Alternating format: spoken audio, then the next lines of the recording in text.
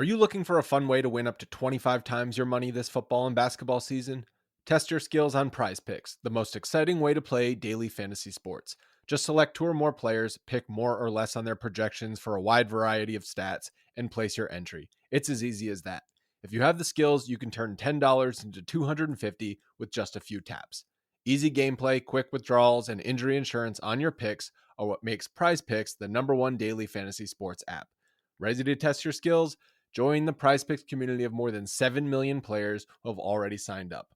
Right now, PrizePicks will match your first deposit up to $100. Just visit prizepicks.com/bluewire and use code BLUEWIRE. That's code BLUEWIRE at prizepicks.com/bluewire for a first deposit match of up to $100. PrizePicks, daily fantasy sports made easy.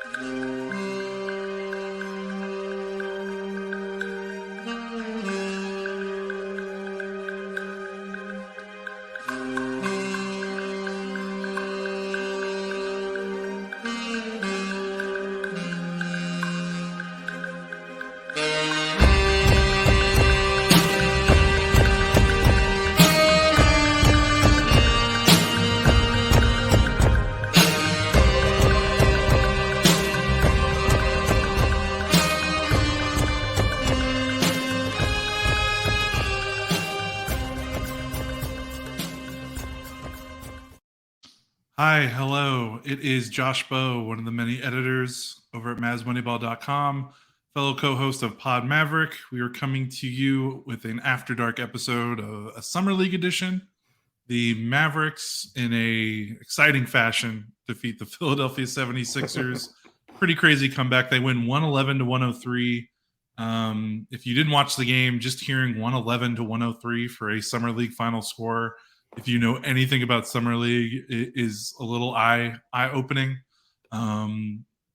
So you just check this. I mean, most of these games are like 80-70, somewhere around that range. Occasionally you'll see a 100-point game every now and then. But two teams up with over 100 points, that doesn't happen too often in Summer League. So this was a fun one to watch.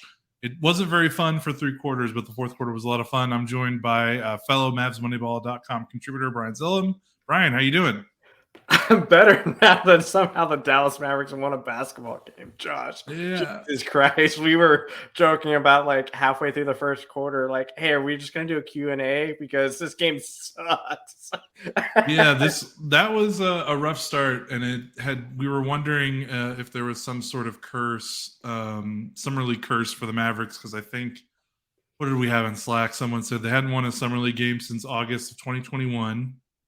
I think they were 1-9 in their last 10 Summer League games. Something like that. Their last one in Summer League, Doyle pointed it out, was August 7th of 2001 with Cadillac Jones? Was that CJ Jones.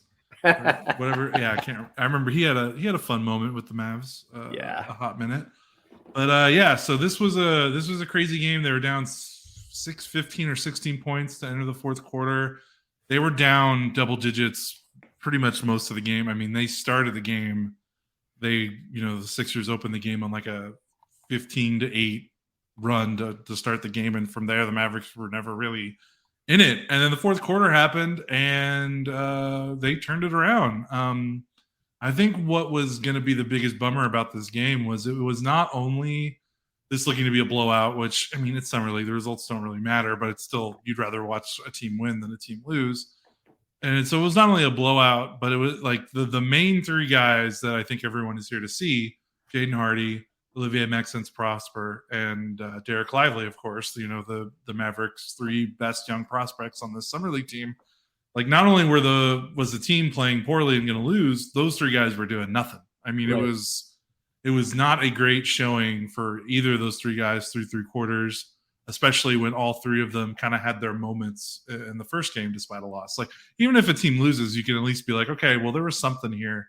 And for three quarters, there was just nothing for Hardy or Lively or Prosper. So not only did the team make a comeback win in the fourth, but all three of those guys turned it around in the second half. Hardy finished with 24 points. He was like the main driver of the comeback because he went to the free throw line 13 times. He went 12 of 13 from the line. The Mavericks as a team went 30 of 38 from the free throw line, 38 free throw attempts. That's a lot for an NBA game. That's a lot. So that's a lot for a summer league game, which is 8 minutes shorter than an NBA game. So they got to the line, they got to the rim, they got into the paint. They only made 7 threes. So 30 of their 37 field goals were inside the 3-point line. A lot of those were right near the basket. So Hardy had a great fourth quarter. He finished with 24, 6 rebounds, 5 assists, only 2 turnovers, which was really nice. He shot the ball really poorly through 3 quarters, but then turned it around. Prosper just wasn't really doing much. Then he finished with 10 points, 7 rebounds, an assist, to steal a block. He didn't shoot well either from the floor, but like everyone on this team, he went to the free throw line, 6 of 9. And then Derek Lively, who struggled, I think, in the first half with some fouling, with some screen setting. His defense didn't look as crisp as it did in that first game against Oklahoma City. I thought he played a really good second half. He finished with 8 points, 11 rebounds. No steals, no blocks, but he definitely had some deterrence at the rim that don't count as blocks. He had 2 assists, 2 turnovers. Big stat for him. He only finished with 4 fouls despite playing 23 minutes. I want to say our man Panda Hank in Slack said he had 2 fouls in the first quarter, I think, or what was it? You have that Lively picked up his 4th foul with 6:43 remaining in the second quarter. I definitely thought there was the officiating was not great. I thought there was at least 2 fouls Lively could have occurred himself, but what are you going to do? It's summer league. Right. So he basically didn't pick up a foul from midway through the second quarter to the end of the game. Yep. That's crazy. I mean, that's going to be one of his main things he has to work on in the NBA is not fouling, and the fact that he was able to get away with that second half, that's really good for him. And I think it made a difference. He stayed on the floor. He had a couple of putbacks. He rebounded pretty well. And he didn't have any steals or blocks. But, I mean, in the fourth quarter, the Sixers basically just did not try to shoot at the rim at all. And I think a lot of that was when Lively was on the floor. They didn't make any attempts at the rim because Lively was just kind of walling them off, forced them to pass out and shoot a bunch of threes, which they kind of cooled off from. Brian, I've been talking a lot. You can see you now. With that fourth quarter comeback, what was the thing maybe you took away the most, or what was the most fun for you, or just kind of what was the thing that stood out to you most watching that fourth quarter? I mean, just the fact that this dumb summer league team matches the energy from the regular season team is just astounding. Like 37 points in a quarter is pretty great, but just to do that in a summer league game is pretty astounding. And the fact that they only made 2 3-pointers in that fourth quarter. There's only 2.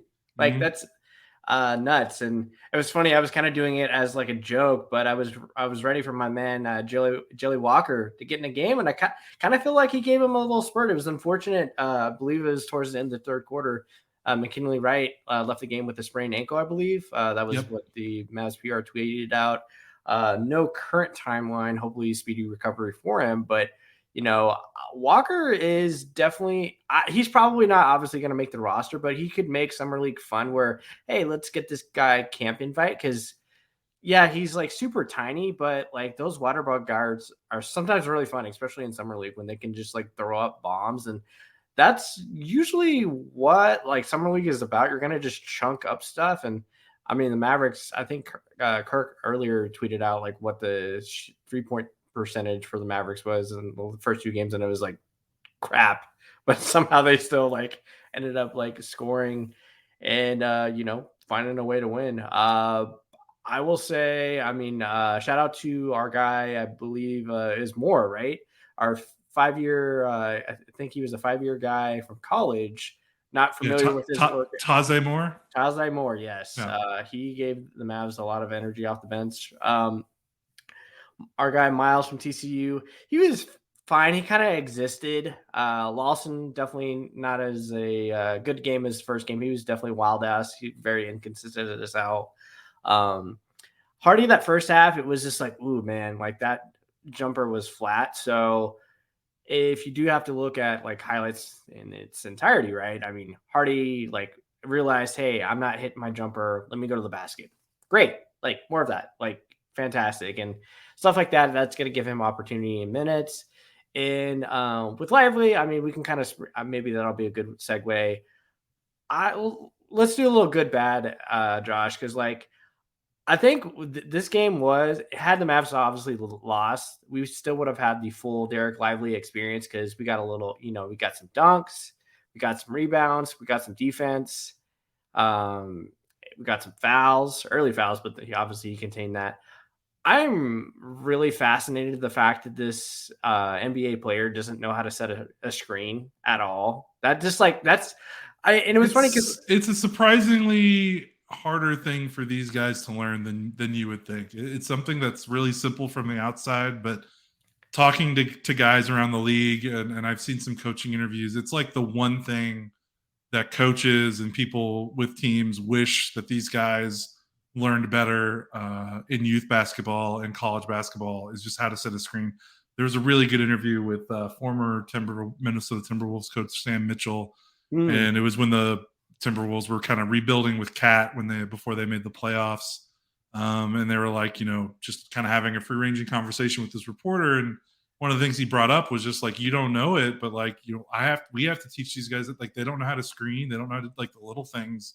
You see this stuff in the game and you look for points and rebounds, but the stuff that you don't see, we have to teach that because they don't know how to do it when they come into the NBA. Like, I think it is kind of weird. Like, I understand what you're saying. It is kind of weird to watch. You're like, wait, you're a big man. How do you not know how to set a screen? But it's just a thing. It's a thing in youth basketball. These guys just don't know how to do it, and it's something he's going to have to be taught.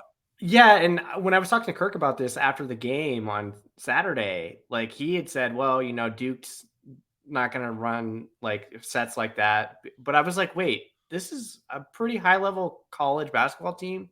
They don't teach screen. And then of course he was like on the number one like guy from that COVID class, right? He was a McDonald's All-American. Yeah, he was the number one guy. So I wonder if he was just so good, people just didn't bother to coach him. Yeah, it's kind of like that Luka effect, right? Like he's probably he's probably actually seeking coaching, but he's been so good at people are just like, we don't need to teach him anything.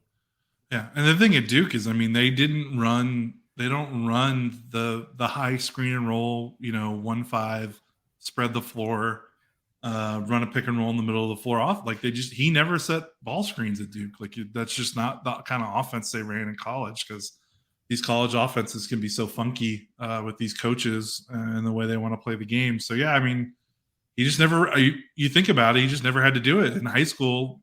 Why is he setting screens? He's running, jumping, dunking over everyone, and then he gets to college and he plays on a team that just doesn't run a spread pick and roll game, and he's kind of just hanging out in the dunker spot, maybe setting some off ball screens, which is a little different. So. Yeah, he just never set ball screens as a youth basketball player because of just the way the game is with AAU and high school and college. So go ahead. No, I was gonna say you could definitely tell I don't know if he hasn't or it's been several years, because he set the screen as he's about to throw a UFC forearm to somebody, which I'm just like, oh buddy, if you're gonna do that consistently, you're gonna get called for that every time. Because Maxey, I think Maxey I feel like he fouls every time he sets screens because he definitely moves, but I feel like officiating's got to really pick on him. So I just hope if this is something that's going to take a while, like let's not just get mad at him when he's going to get two offensive fouls in a game, because this is obviously this might take like a year or two for him to actually like sync up and get, which is totally understandable. Yeah, no one should get mad at anyone. It's summer league. These are rookies. Like I understand he was taken with the 12th pick. He's not like a late first rounder, but yeah, you just have to be patient with these guys. I know the fun of the draft is you see these talented guys and you just want them to produce right away, but it doesn't always work like that. But that doesn't mean anything's wrong. The one thing that was cool, again with him was what I really liked with Lively and Prosper. Hardy made, he's already got an NBA season under his belt, so it makes sense for him to kind of be able to rebound mid-game. That's great to see, but it doesn't shock me because the way he finished the season. With Prosper and Lively, it was really cool to see those guys kind of struggle and then come out and then still find ways to contribute. Prosper especially, this guy, like I see a path for him for getting minutes, maybe more minutes than Lively. In this upcoming season. I mean, that guy just, again, he's not going to be, I don't know if he's going to be a box score stuffer that maybe people want the Mavericks to have from their forward spot. But you just watch him, and man, that guy goes. I mean, he's running around screens. Like I've never seen a guy his height in a Mavericks uniform that can navigate screens defensively as well as he does. I mean, he really hustles through screens to stay attached to his defender, to his man. And despite his shot not being there tonight, I mean, 7 rebounds, assist, a steal, block, still found a way to get to 10 points because he just kind of lived around the rim. It was really cool to see, and I really like his first step off the dribble. I think that's been an issue with a lot of guys in Dallas the last couple of years is these guys just, people confuse us when we talk about this issue. Like, oh, well, they don't, teams don't have 5 playmakers. And it's like, you don't need 5 playmakers. You just need guys that can one dribble against the closeout, take a hard dribble and get to the rim. Like that's just a universal NBA skill. That's not necessarily something a point guard or a playmaker needs to know. For sure. And I've seen Prosper do that a handful of times in these two Vegas games. And I know it's Vegas, it's Summer League, but I don't know. That's pretty cool to see from a guy his size. He definitely seems to have some skill. And again, his defensive effort, nothing to complain about there for sure. Even after the Sixers were kind of bombing away to start the game.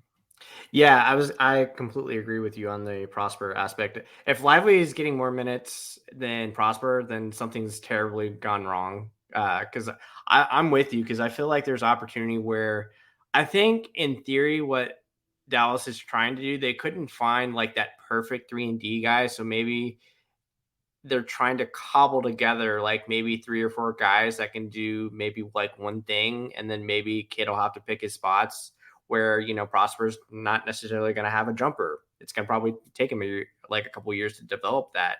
So maybe if he can kind of like understand, hey, we kind of need you to do like Reggie stuff, but don't shoot threes. Just kind of just run around, chase guys around, fight screens. Like Luka will find you. Maybe you can kind of be our kind of cleanup guy.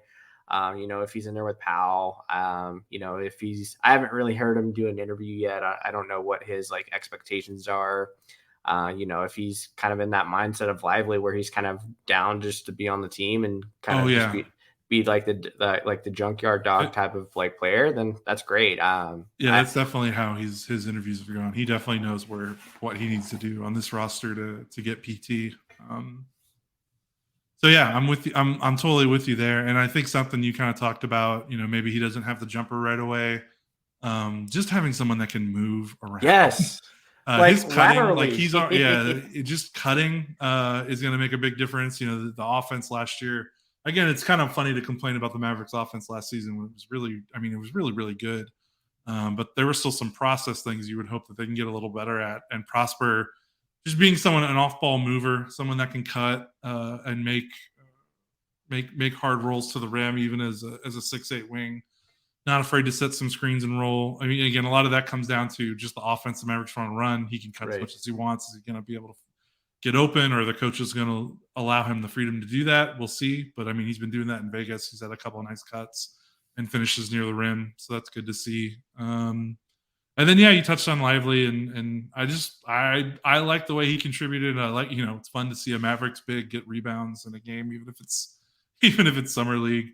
But anything else on Prosper or Lively that you wanted to hit on before maybe we talk about anything else? I mean, I think, obviously like you, Kirk, and Matthew, Logan are like obviously a lot can speak more eloquently like when you're evaluating these players. I would say like Lively is almost like a tricky one to kind of watch because he's not like, to me, like as an observer, right? Like if the Mavericks drafted Grady Dick, right, and he was like stinking up the place, it's like, oh, his threes aren't dropping. And then like with Lively, we have to kind of like really, really watch the game because Lively may not jump out of the box score, right? We have to kind of like watch, okay, is Lively defending? Like, how's he doing on pick and roll defense? Because obviously there was a few times like where he got confused on a couple spots, which like kid's 19, he's going to lose track of like a guy or, he's going to switch to soon. So like with Lively, I find it fascinating. People are kind of like watching for those plays and making like more astute comments rather than saying, "Oh, Lively sucks, he got dunked on." So like I've seen smarter Twitter conversations kind of like about those little things, which it's pretty cool to see. Yeah, that's a good point. You're right. Like if they, a guy like Grady Dick, you're like, okay, well, how well did he do? Well, how many threes did he make? How many points did he score? It's easier. Yeah, it's easier to know his impact on the game because of what he's good at on the floor. And yeah, with Lively, he could have an awesome game and score 8 points and have 8 rebounds. And you don't necessarily pick that up from a box score. Although he did have a good box score game, but which is nice.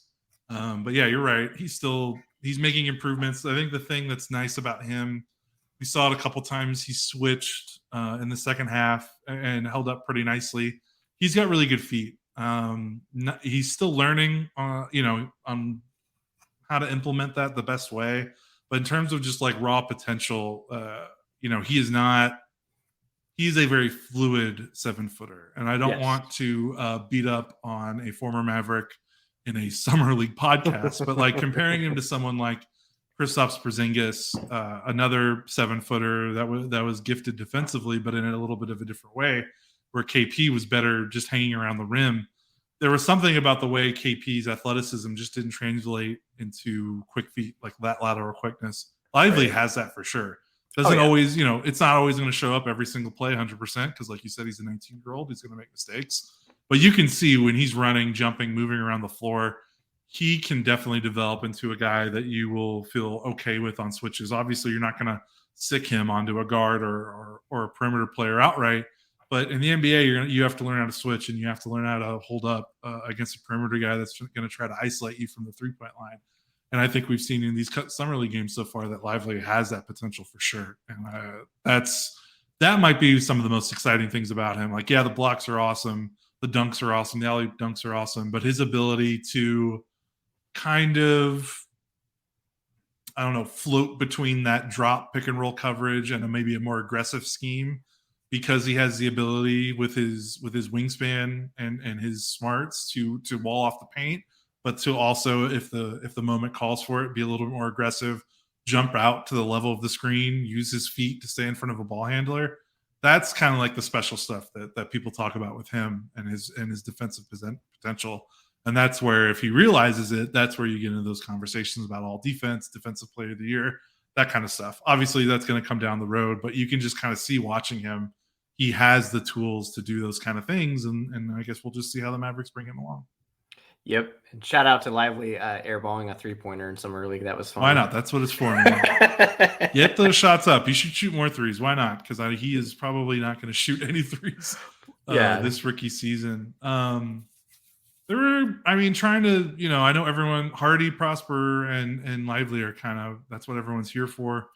Not a ton of other standouts aside from McKinley Wright, who, it was a shame that he sprained his ankle when he did, because he was in the midst of his best summer league game after struggling, I think, a little bit in game 1 against the Thunder.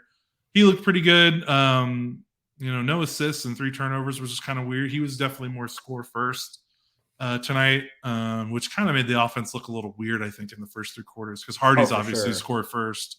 So when Wright and Hardy were both kind of looking to score, it kind of gunked things up a little bit. And I wonder if maybe when Wright exited the game, the court balance might have been a little bit better. Although, Hardy started to pick up his assists a little bit more. Mike Miles Jr. and Jordan Walker, Jelly Walker, they combined for 6 assists and 3 turnovers, which was nice. Only 13 turnovers for the team, which in summer league, that's not bad. You'll take 13 turnovers in summer league. If you guys have been watching summer league for a while, you know that 13 turnovers for a team is not that bad. But yeah, the only other guy that really jumped out to me was again, that guy you mentioned, Taze Moore. I'll be quite honest. I do not know a lot about this dude, but he was active and he was bouncy near the rim, which is always fun. Had a couple of nice dunks, got out in transition, had some offensive putbacks, made a 3-pointer out of the corner. He was certainly fun. I don't know what his future is. I think this is his second summer league. I think he played in summer league last year. I don't remember if he stuck around in the league. I think he was a G League guy last year. The Mavericks have way too many. They don't have enough roster spots, so he will be maybe a training camp guy and then go either to the G League or get another invite or two-way from another team, because the Mavericks have already given Mike Miles a two-way. Jelly Walker, we don't know his terms. He signed the only thing that got announced was he signed a 1-year contract. We don't know if it's we don't know if he's the other two-way.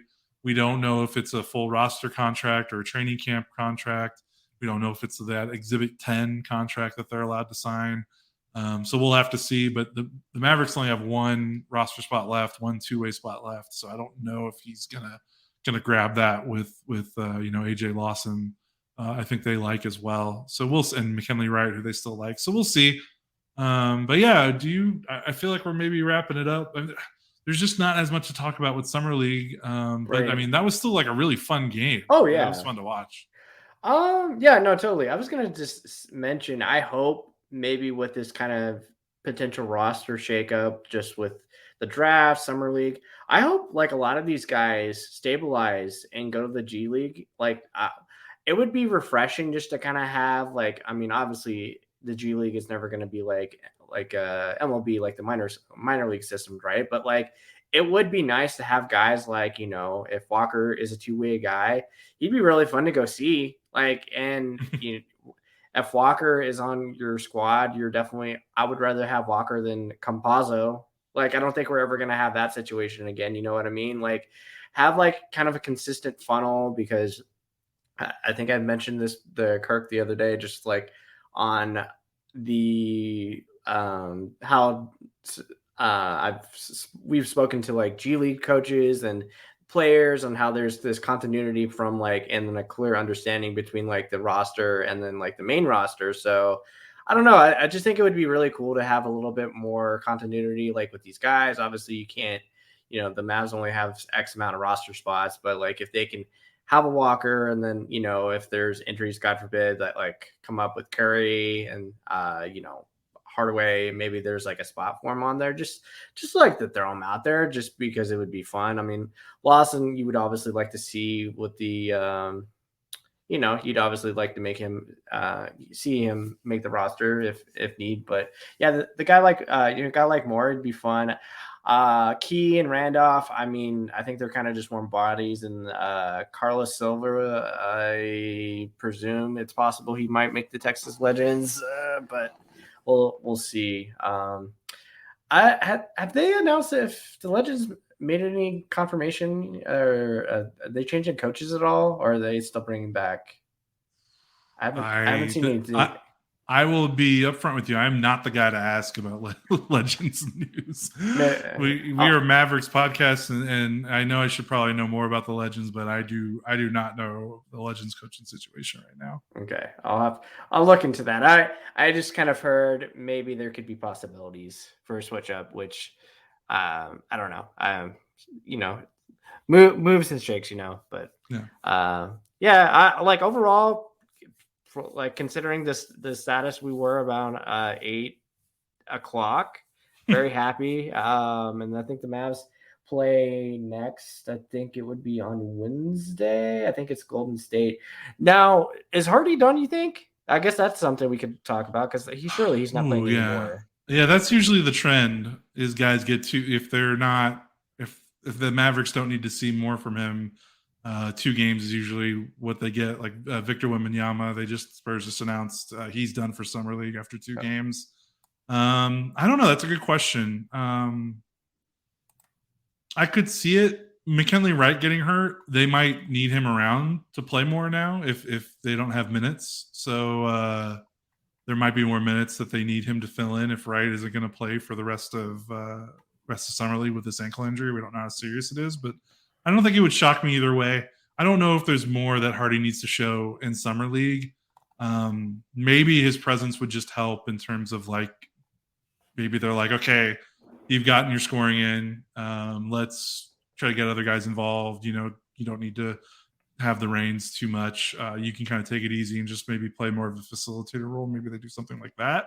But yeah, I guess it wouldn't shock me, I guess, if this was his last game. But We'll see. I don't know. The Mavericks they definitely talked up a big thing about his summer league performance before it started. They had big plans for him. Jared Dudley talked about how this was going to be like his team, and it certainly looked like that. So we'll see. If I had to wager, I think he's probably still going to play. Would you still like to see so Lively and Prosper actually finished with both 24 minutes, like more minutes, both of them? Sure. I mean, I'll watch these guys play all game if that's what they can do. As long as they get over the 20-minute mark, which is half the game, I think that's okay. I think what they played tonight was okay. And I don't really have any qualms with it. Again, arguing about summer league minutes, like that's a dark place to be in if you're arguing about summer league minutes. Because on one hand, I understand. Like, I know there was a lot of talk about minutes after game one, and on one hand, I understand both sides. I understand why it's ridiculous. Like, it's a summer league. Everyone calm down. It does not matter. You do not need to be getting mad at minutes. But I also understand, like, hey, this stuff is for the fans. Right. And the NBA is an entertainment product. The NBA has definitely shifted summer league to be a more fan-focused thing instead of like the weird sicko convention it used to be like 10, 15 years ago. It is not. It is a mainstream like NBA product now. It is not just a hardcore product. They push it and advertise it like, hey, come watch this.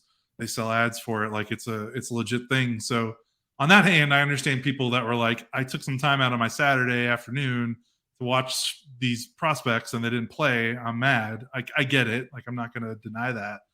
But also, when training camp rolls around, you are not going to remember that Derek Lively played 15 minutes in his first summer league game. So let's have some moderation there. It is insane, Josh, that just within the 5 years, I know I haven't gone as many times as Kirk has, but I mean, just how stuff has changed the last 5 years. Because it used to be kind of like you said, kind of like I always would tell my wife, it's kind of just like nerdy basketball Comic-Con, because you just go there, you sit there, and you watch these guys that probably won't ever be on NBA teams ever. Most of them, like 70% of these rosters, whatever. They're not playing on NBA minutes. Yeah, and now I wonder, like, are these tickets ever going to go back to being $30 again? Probably not, because the NBA is like, ooh, we could charge $100 for these tickets, which paying $30 to see potentially 10 games in a day, that was a treat. I heavily enjoyed that. I remember when it was hard. It's crazy. Like, you can watch all these games if you have a TV subscription. Like, it was. Right. I remember when growing up, having cable or satellite, you maybe would watch like one game a day, if that. Maybe one game a weekend. Back like when I was in high school in 2006, like. They would maybe broadcast like the number one, like maybe some of the top 5 picks games, but like now the fact that like every single summer league game you can basically watch on various ESPN networks, which I think they're doing this weekend or these next week or so. Like, I remember like having to like talk to Mavs people like, are you guys going to stream this on Mavs.com? Because otherwise we're not going to be able to watch it. Right. So now it's like, oh, it's an HD on ESPN. Like, it's just kind of crazy how much it's grown. But yeah, it's fun. It's fun. As long as you don't take it too seriously, it's fun. Like, it does not need to be. We do not need to be making highly critical takes about these guys. This is more just for fun. Get these guys some feet under them. Test the waters of like NBA rules and all that stuff. But it's for fun for sure. Just one final thing for me. I love how the NBA is finally giving these guys kind of like legit jerseys. Because I hated how like the old summer league jerseys forever were just like these basic like YMCA like throwbacks, like very just generic, like, hey, I'm gonna go to Michael's and just throw on a number 4 on the back of your jersey, and that's your jersey. Like, I thought the Mavericks jerseys tonight, the white with the blue trim, I was like, oh my God, yes. Like, I want the Mavs to actually bring those jerseys back, because those were early aughts home Mavs jerseys. I thought those actually looked pretty snazzy. Yeah, those are pretty good. It used to be like, it would just be like the practice jerseys, like those really baggy gray jerseys. Because I mean, again, and they weren't really on TV, so who cared? right? Back in the day. But yeah, it is wild to me, just the step up in like presentation and the production value and all that stuff. Like it's a real thing now. And again, like you said and like Kirk said, if you are an NBA fan, treat your at least go once, at least once. Yes. The craziest thing is just like, yes, you're seeing all these games and you're seeing these prospects. It's awesome. But if you just spend a day around the arena, not even like just walking around normal places where you're allowed to, like not having to be a VIP, just walk around the concession stand, you will walk into Hall of Famers, GMs, owners. Like it's crazy. Like everyone's just kind of in the same building, not siphoned off. Like you will be able to do some stargazing for sure. Yeah, people watching, and yes, I bumped into Carlisle like walking to my seat one time, and I was like, "Holy shit! Yeah. What are you doing here, coach?" Right, like because everyone's sitting together. Everybody's the same. There's no like equal. Like obviously, there's the floor seats, but like. Right. I mean, everybody's kind of rubbing elbows with anybody, really. I mean, Jason Kidd and Mark Cuban are kind of sitting in the Cox Pavilion. They might be with kids' families or whatever, but they're kind of like in the wild with everybody else. These games take place in a college gym, and then I think the other gym is like their volleyball gym or something. These are not NBA arena. Like these are small gyms that don't have suites and a bunch of floor seat luxury seating. Like it's just gyms where everyone's sitting together for the most part. Yeah, it's a basketball inception because it's a basketball court inside a basketball like stadium. It's just the Cox Pavilion. I would equate that as a very tiny high school basketball court, and then obviously like the main big boy court. That's where obviously the college team plays. But no, it's cool just to kind of go back and forth. But I would recommend if you ever have to go to the Cox Pavilion, just be wary if you are bouncing back and forth, you're always going to lose a seat in the Cox Pavilion because those seats fill up quick. Yes, they do. Which is great. Again, that's another thing where it was like not that long ago, you didn't have to worry about seats. Now you do. It's crazy. Yep. So I think that's going to do it for us. Again, Mavericks beat the Philadelphia 76ers 111-103. It's the Mavericks' first Summer League win this year. It's their first Summer League win since 2021. Hallelujah. The curse, the streak is broken. Again, Jaden Hardy, Mavericks' second-year guard, led the way with 24 points, 6 rebounds, 5 assists. The Mavericks' 2 first-round picks showed out nicely, especially toward the end of the game. Max Prosper, 10 points, 7 rebounds, assists, a steal, a block. And then Derek Lively, their 12th overall pick, 8 points, 11 rebounds, 2 assists, and some nice defensive plays, even though he didn't finish with a block or a steal. Yep. So some good things. Brian, thanks for joining. Thanks for pitching in while Kirk is maybe at the blackjack tables right now. I don't know where he is, but he just posted the recap, so he's working a little bit. Of course, always working. And guys, if you can do us a favor, be sure to like the video, and then if you are listening on podcast form, please listen to the ads. That actually helps us out a lot. I know that's kind of like an inconvenience, but like it's 30 seconds tops. Like it's not going to be like a 5-minute thing. So just if you could listen to the ads in podcast form and give us a like and give us a share, follow, like do all that fun stuff because it helps us out. For sure. You're being a better host than me. Getting me important stuff. Thank you, Brian. If you're listening, I don't know what Kirk's plans are because his Wi-Fi, he's dealing with hotel Wi-Fi, and we all know how spotty that can be. He might do a live show with you guys so he can interact with the comments and bring some listeners up so you guys can talk. I don't know what his schedule is right now, but just be on the lookout. He could surprise and drop one on the platform. So be on the lookout for that. Of course, we will do some more pod reaction shows for the rest of the games for the Summer League slate. This is Josh Bowe, Brian Zilem again. Thanks again for joining. This is Pod Maverick After Dark. We will talk to you guys later.